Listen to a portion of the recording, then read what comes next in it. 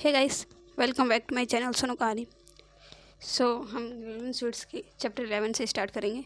Chapter 10 मैंने already upload कर दिया है। If you haven't watched then go watch then first. So let's start and don't forget to like share and subscribe. और मैंने already गुनाहों के देवता पूरी बुक अपलोड कर दी है। उसके पहले मैंने too good to be true by Prajakta Kohli वो भी मैंने अपलोड कर रखा है। ऋत्विक सिंह की book I don't love you any more वो ऑलरेडी अपलोडेड है। अगर आपकी कोई फेवरेट बुक है तो you can comment, next video उनके ऊपर ही होगी। फॉर नाउ अभी हम चैप्टर 11 पढ़ते हैं। Let's start. It was like my inside had frozen. I was unable to move or process anything happening around me. I just stood straight, my hands forcefully held behind me by one of them. One of the men. Panic descended on me as I wondered what would happen to us. The sound of a smack brought me back to earth as I saw someone slap Niku. I screamed his name and the guy behind me forced a rough and hand over my mouth. Oh, Niku said, clutching his head as if it would fall off. They pushed him towards me until he was standing next to me. The guy with his hand on my face tightened his grip and whispered hoarsely, "Don't scream." I nodded. I looked around to assess the situation. There were 5 men in all, one sitting on the bonnet of our Fiat, 2 at the back, and 2 in front of us. As far as I could see, there were not any guns. The men said something to each other and laughed, but I barely understand. They were the same men who had sat next to us in the dhaba on the way to Bareilly. Yes, I was sure. I recognized 2 of them. I tried hard to remember what they had been talking about when we were there. I remembered something about a batch being ready. But beyond that, my memory failed me. We stood quietly as they went through the Fiat and our luggage. They emptied out the suitcase and my clothes fell out. They pocketed Niku's wallet that lay on the dashboard and then sized up the car for a few minutes. As Niku and I looked on helplessly, now there was just one of them standing behind us. I tried to look at Niku without moving my head, but was not able to catch his eyes. The man then pushed us into the center of the little circle they had formed around us and made us get down on our knees. You too, one of them said. We met you on the way here. Why are you in the city? One of the guys hit Niku from behind as he spluttered. Just to see the city. He need him again, and Niku let out a groan. Stop it, I protested. The man turned to me. The man who had been hitting us said, "Be grateful that we haven't touched you yet. We knew there was something dizzy about you," said the man who had pulled me out of the car. Really? Something dizzy about us? He seemed to be the leader. Maybe they think we are the marvelous stealing thieves, but how could that be? It was not like our picture was in the newspaper. Oh no, you got it wrong. This time, the man standing behind us hit me on the back of my head. I could feel a buzz as my head spun. I heard Niku saying something and I tried to get back to my senses. The leader spoke. Who do you work for? What do they want? And why have they sent you here? It was clear they thought we were sent in the spoilsome business of their. It was imperative that we clear the confusion about who we were, swear to Sisri, assure them that we had no interest in their business, and hope they would let us go. With renewed confidence, I looked at Niku, waiting for him to set the record straight, but he would not speak. Listen, the man continued. We did not mix the pesticide in our batch. That happened after we sent the batch to our distributor. It was not our fault, so don't even think about taking over this area. Maybe we should send your heads to your boss as a warning. We are not who you think we are, Niku said, holding up his hand in a gesture of peace. They hit him again. Please, I protested. Stop it. Another slap stung my face, and this time I took longer to recover. The men, meanwhile, kept talking to each other. I could see Niku was thinking. I tried to catch his eye, but he was lost in his own thoughts. Don't say anything, he finally said in a low voice. Let me handle this. He addressed the man again. What do you want from us? First, tell us who you work for and what kind of mission you were sent here for, the leader said. But we are just tourists here, Niku protested. At that point, I didn't quite agree with his definition of handling it. Then how do you have this stolen car, huh? The leader yelled, begging the Fiat again. You hear me? We know about this car. We stole it from a man in Delhi and then it was stolen from us. We thought it was a rival gang and clearly it is. I saw you both that night at the dhaba. I saw the car as well. But I just did not register that this could be our Fiat. Later, when I read that two thieves and broken into the Taj Mahal and escaped in blue Fiat, I knew that it was our car and our thieves. We were so close and we let you go. But tonight, when we saw the Fiat again, seems that our stars have been shining bright. Fine, Niku said. Fine, I'll tell you everything. But you need to let her go. Let me sit down and then we start. The man burst into a laughter. Let the girl go. Do we look like idiots? So she can call your bosses and get us killed? No way. No, letting her go, no deal. I wish Niku had not said this because now the man seemed to be getting angry. His nostrils fluttered into his face was contorted. He walked forward and grabbed Niku by the chin. You want her to go? Oh, she will go with us. So if you want, I can send two of us with her deep into the forest. If that will make you talk, deal. No, okay, fine. We will tell you everything, give you all the information, but she needs to be right here and we need to sit properly. Give us some water, then we will give you information you never thought you would find out. The leader glared at Niku while his other cornies muttered among themselves. He finally nodded and I felt my muscles relax. Niku got up and gave me a hand, and we sat on the Fiat, while the others huddled in front of us. When I looked at Niku, I could almost see his mind wearing. I too prepared myself to pack him up. But what about after we had told them a bunch of made up stories? I highly doubted these people would let us go. Another owl hooted. I looked up to see a cloud sweeping the Haveli looked even more menacing, but the real menace, of course, was in front of us. If Niku had actually seen those ghosts, why could not they show up now when we actually needed some haunting? The year was 1944 when India was on the brink of independence. That's when he was born, in a small town in what is now Pakistan, Punjab. In the face of brutal tiles of partition, he made the teacher's journey towards this side, as it true from many of us, and with the rage of all that had happened, he decided to establish an empire. I drew a blank but tried my best to not let it slow. The man seemed to mirror my thoughts. What the hell are you talking about? The leader asked. I was eager to know too. That's when Genghis Khan was born, and that's how he set up his empire. Khan's is the biggest alcohol mafia from Siaka to Chandigarh. We began working from him a few years ago, thrown out of the school and out of the money. We started working for him and climbed the ranks pretty quickly. Wait, Genghis Khan? Running the alcohol business? Yes, but that's not his real name. You think he is stupid enough to do that?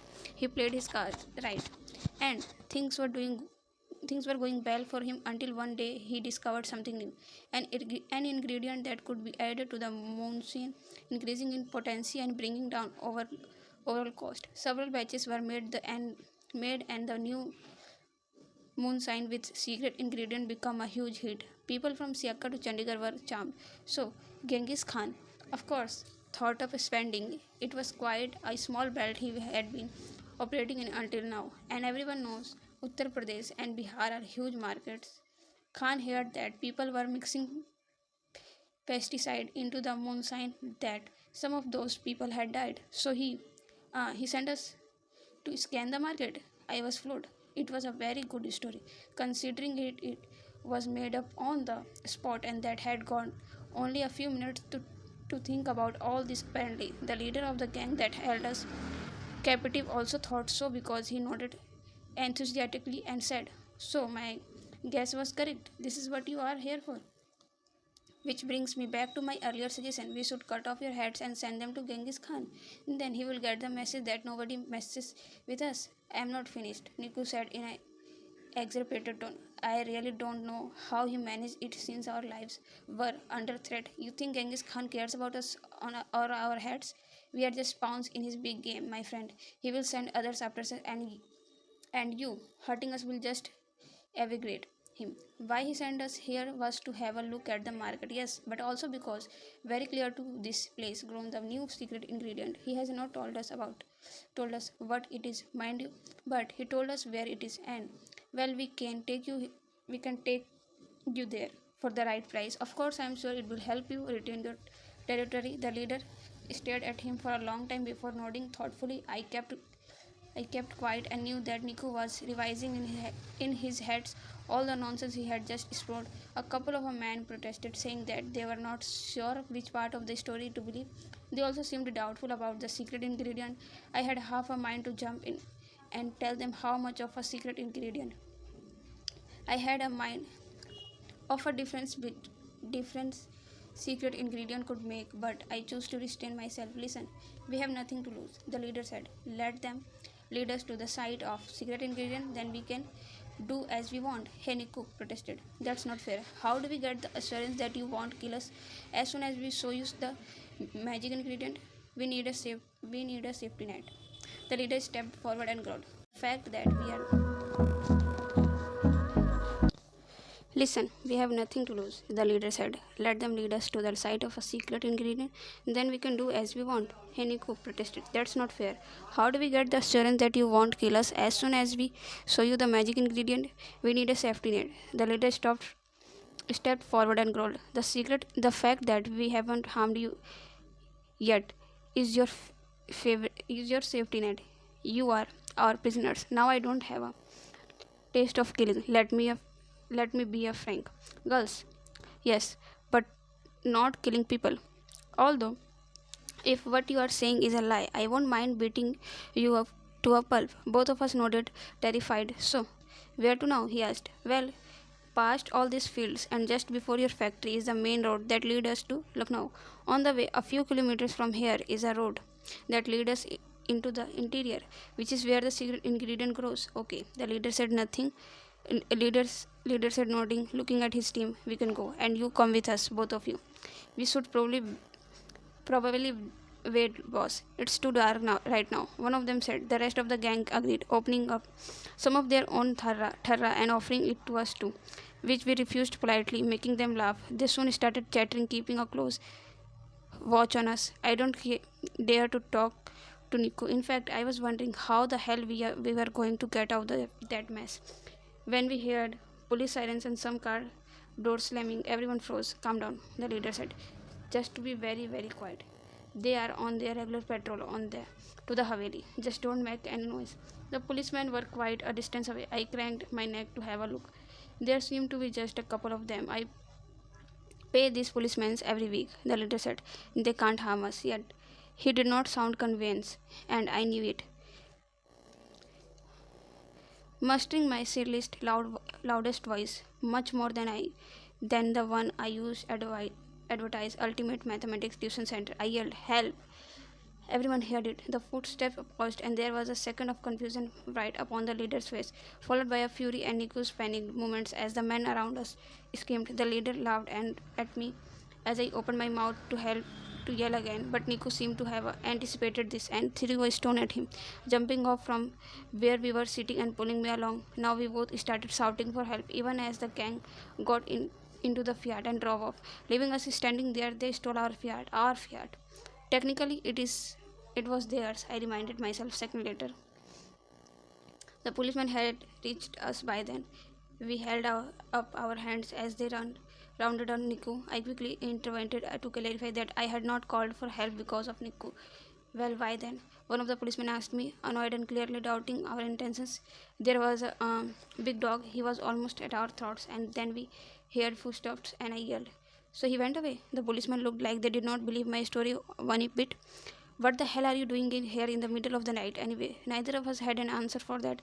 I blurted out that Niku was my husband, that he was sure there was a ghost in the Haveli, and that we had to come check, and decided to get a little romantic. The policeman gave Niku a persuasive laugh and offered us the ride back to town. Neither of us said a word all the way back. As soon as we were alone, I flung my arms around Niku and let a little sob escape. We stayed that way for a while and then started to walk back to the house. Just then Niku stopped dead in his tracks, clapped his hands to his head, and sank to his knees with a sigh of anxious.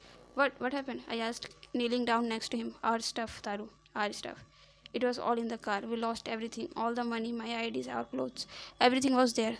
So relieved had been after getting away those men that had not registered the loss of our car, let alone think of all that we had lost with it. My entire luggage. I have my purse at home.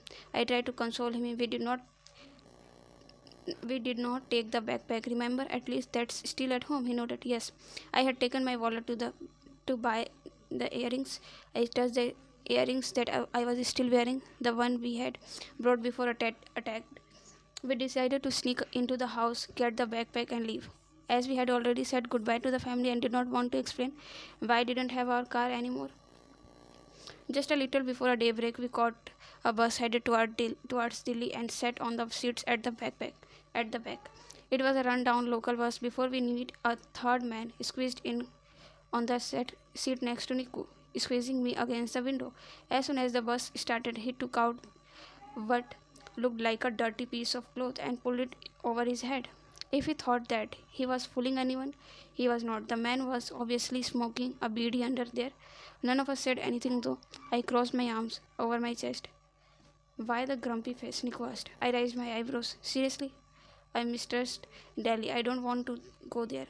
It's not that bad. I have been there few times. I know, but still. I went there a couple of times too when we were really young, but I remember being very even then. That, however, was a half truth. Nico and I used to talk about visiting Delhi together once we were older, see all the sights we had read about, walk through it, crazy markets. But then Nico went to the Bangalore, for which he would travel, though through Delhi. It made me mad to think that he visited Delhi without me. I did not want to set foot in the place again. Nico too seemed to be thinking along the same lines. Well, at least we get to visit Delhi together now, isn't it? He said. Why did you have to take us to the Haveli again? Listen, he said, turning towards me, one hand on the seat in front of us and the other behind me. I know you must think I am crazy, but I saw that. I saw Taru, and I swear to you I was not dreaming. Look where it caught us through. His head dropped. I am really sorry, truly. You yelling out the way things happened, even though we lost the car and my bag. We still got really lucky. I can't imagine what would happen if we had not escaped. I'm really sorry putting you in danger like this.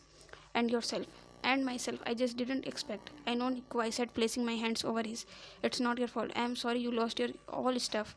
And you did a good job making up that story. In that situation. He stared at me intensely for a few seconds and was about to say something when the beady guy interrupted. Matches milegi? He then offered to share his beady with Niku if he would buy him matches. I groaned and put my head on Niku's shoulders, trying to get some sleep. When I woke up, the bus had stopped and Niku was asleep. His head lying on the shoulder of the beady guy. I put my head back on his shoulders and closed my eyes. The events of the last week replaying in my head. The gang catching us, Niku telling me about the ghost, our buying the Bareli ke jhumke. It seemed so long ago that we had watched Karan Arjun, and last night it had felt like we were in it. I looked at Niku to tell him my joke, but he was still asleep. I also remembered how he admitted to having a crush on me and immediately felt a little better about being stuck in the bus. Papaji told me secretly that I am not to drink under my circumstances. The girl sitting in the seat behind me was telling the one next to her. He said he will not tolerate his daughter drinking alcohol, even on our honeymoon in Goa. We received a free bottle of wine, but we did not dare to drink from it, But I did carry it back with me in the train. I hid it in the luggage. It's been lying in the house for a year. I do not want to listen this anymore. I woke up Niku. Both of us stuck our heads out of the window, only to discover that the bus was not moving because the road ahead was completely blocked. Everyone around speculated that it would be at least a couple of hours before we started moving again. Irritated, we got out of the bus and walked to the nearest concrete structure we could find. I asked them if they had a toilet and was pointed towards the open field. I miss our yard. I went to Niku later as we sat down for a chai. We have been spoiled, miss. A little struggle might do you some good. Shut up. What are we going to tell the mechanic? Won't he kill us? I don't know, Niku said mournfully, massaging his temples. I don't even want to think about it, and you can't really report a stolen car, can you? We used to play Made in India in the car. It's the only song we ever played. Arey bhaiya, I said to the chai wala, radio hai to chalao. He gave me a thumbs up and turned a little radio on. देखा है पहली बार साजन की आंखों में प्यार started playing. The stupid song made me feel glum. Why could not there be a Shahrukh Khan song playing? What do you think? Niku asked quietly. How far ahead are Rohit and Mohit? I feel I always misjudge them. In some of a way or other, they too end up outsmarting me at times. When we got to college for months, everyone at home thought they were going to study, but they were actually going to play cards. I should not take them too lightly. I mean, everywhere we reached, were not they already? Nico crunched on his rusk thoughtfully. I bet your Lalaji is doing this just for kicks, sending us to this chore police adventure. It was not really supposed to be like this, you know. We added this element on our own. Nico laughed. You think your father knew the magic ingredient? I think he did. He definitely knew more than he let on. I generally avoided talking about my father, even thinking about him for that matter. I was so young when he died, and so much about his last few months was shrouded in mystery, which my mother never talked about. He had apparently started wearing the mala from the ashram then. I had seen a couple of pictures. My mother had only told me that he had become a regular at the ashram sometimes before the accident, and that he spent a lot of time there. He knew the magic ingredient. I was sure about that. I felt sad that he did not write it down anywhere to pass on his daughter, but then again, he did not know he had such little time left. My parents had even thought of having another child. Maybe we should give the ashram a little visit when we go back, I suggested, just to see what it's all about. I mean, we have done all the other kinds of weird tourism already. It can't get stranger than this. Cheers to that, Niku said, raising his empty glass, a chai glass. We then got up back to the bus in a much better mood. Many bumpy hours later, we reached Delhi, the city of cities. Despite my misgivings about the place, when Nico and I got down from the bus, we felt strangely free. Maybe because we don't own anything now, Nico joked. You can't worry about losing anything if you don't have anything. We felt a strange calm as we stepped into the giant monster of the city, swept along with the crowd within seconds. Little did we know that this was just a calm before the storm. So guys, यहाँ पे chapter 11 ख़त्म होता है, और next video में मैं obvious सी बात है चैप्टर 12 को बना दूँगी. जब तक आप प्लीज़ रेकमेंड करना अपना कोई भी favourite book, and please review देना ना भूलें कि ये बुक आपको कैसी लग रही है. और ये बुक एक इंडियन ऑथर की है जो कि सृष्टि चौधरी है, जो कि मैंने ऑलरेडी बता रखा है आप लोगों को. और इनकी 2 बुक है, एक तो ललन स्वीट्स और इनकी एक कर्फ्यू करके है, curfew in the city I guess. तो इसके बाद हो सकता है कि मैं उनकी सेकंड बुक अपलोड करना शुरू करूँ.